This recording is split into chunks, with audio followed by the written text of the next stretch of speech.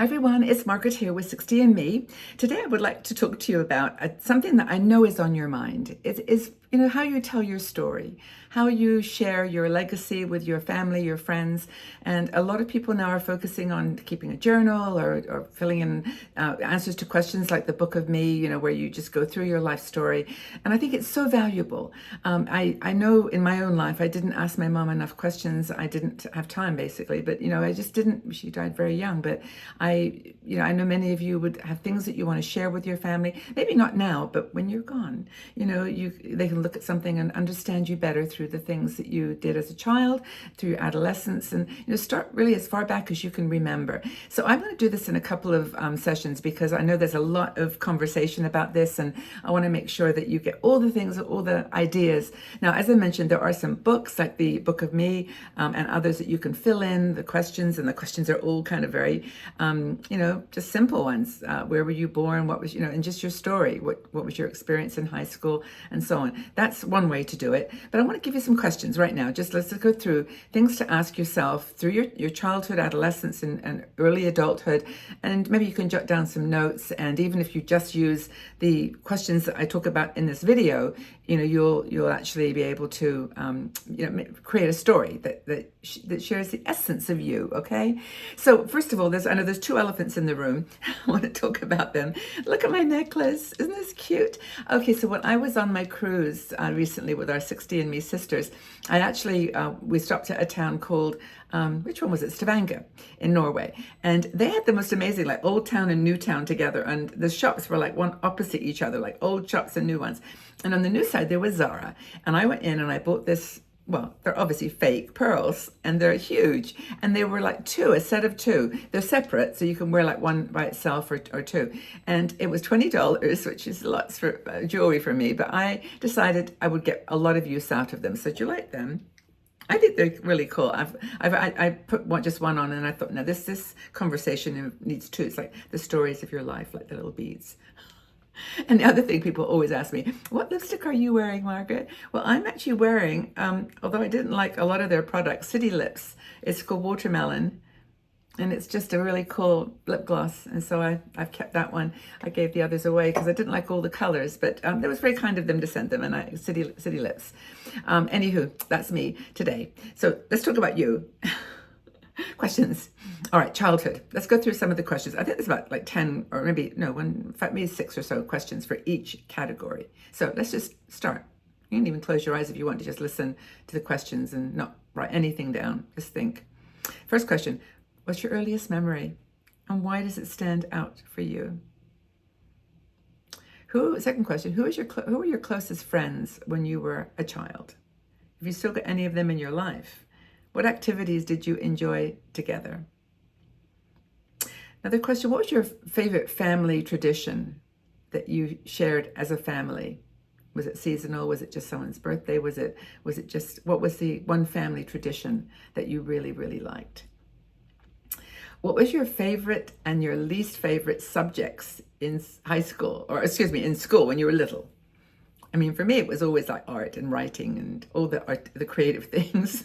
But when I was little, like my childhood, I can just remember that. But I was never a math person. I never have been. So maybe that was yours, the puzzles and that kind of stuff. And another question is, can you recall a significant challenge or an obstacle that you faced in your childhood? I'm talking about up to like maybe 15. Some obstacle that you faced that you got through. It could be a medical issue, it could be a family situation, it could be a loss, it could be all kinds of things. But was there anything that happened in your childhood that really impacted you? I know there's going to be some people that will say there was a lot of trauma, and that's totally unfortunate. But yeah, if it was there, it's a memory, it's part of your life. You want to talk about it, okay? In some ways. Young adulthood. Okay, so now this is like getting into your teens, like 18, 20, and early 20s. What did you decide on as your career or your path of study after high school? So this is like from like 16 or so, 17 on. Can you describe a memorable moment in your late teens or early 20s? Anyone? A memorable moment. Now, it doesn't have to be the most obvious ones that like the big life-changing ones, but were there moments that really impacted you in your early adulthood? Who were your role models And how did they influence you?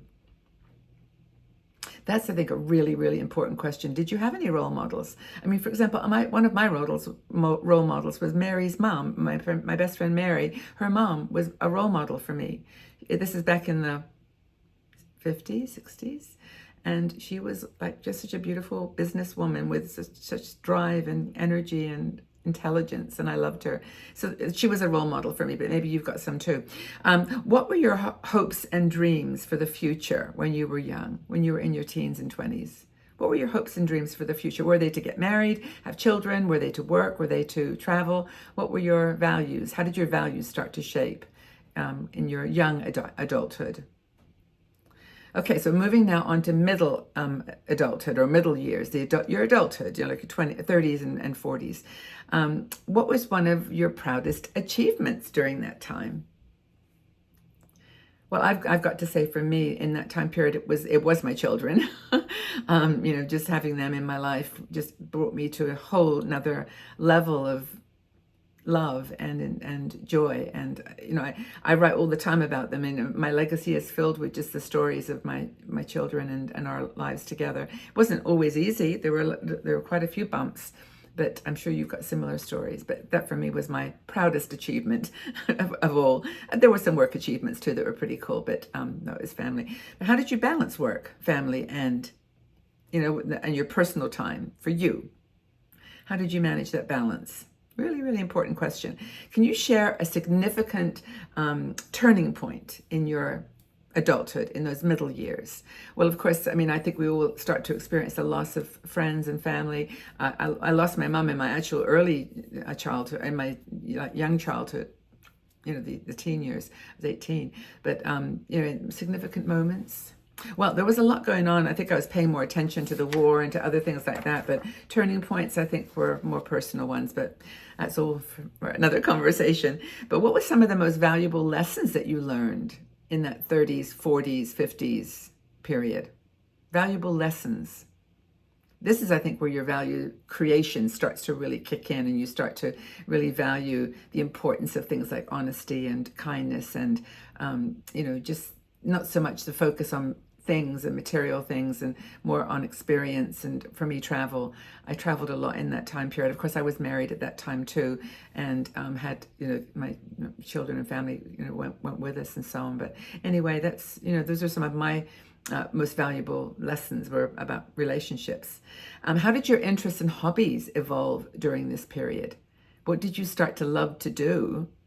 And that's kind of a great question for me. Of course, it's travel, and it's skills like writing, and I wrote my book in that time period, and two books, and anyway, it was for me big academic time as well, school. Present. What were the activities or hobbies that bring you the most joy today? Let's talk about right now. What are the joys and passions that you enjoy right now? And what were some of the biggest changes that you've seen in the world? Technology, politics, or let's not talk politics, but just broadly speaking, politics, economy. What were some of the biggest changes that shifted your world? I mean, technology for me was a huge one, and it still is. I'm excited about it. I know it's going to change the world dramatically in the next 2, 3, 5 years. I don't know how much we have left of the world we know now, but it's it's kind of like what it is. It's change. It's exciting to me. So that's kind of what I would talk about in this section of my legacy document. I need to go back to the book of me, because I did that about 3 years ago, and had thoughts since then. But that's a little book that I leave with my will, and people can read it if they want to, or save it for another day. But so how do you stay connected with your family right now? Grandkids, children, how do you do it? What's your connection tool? And I think the last one is one that they always ask you to ask this question, but what advice would you give to the younger generations? Not necessarily to yourself, but if that works for you to give it to your 18-year-old self, do that. But what advice would you give to the younger generations, your children, your grandchildren, based on your life experience? So those are some questions for childhood, young adulthood, middle adulthood, and present.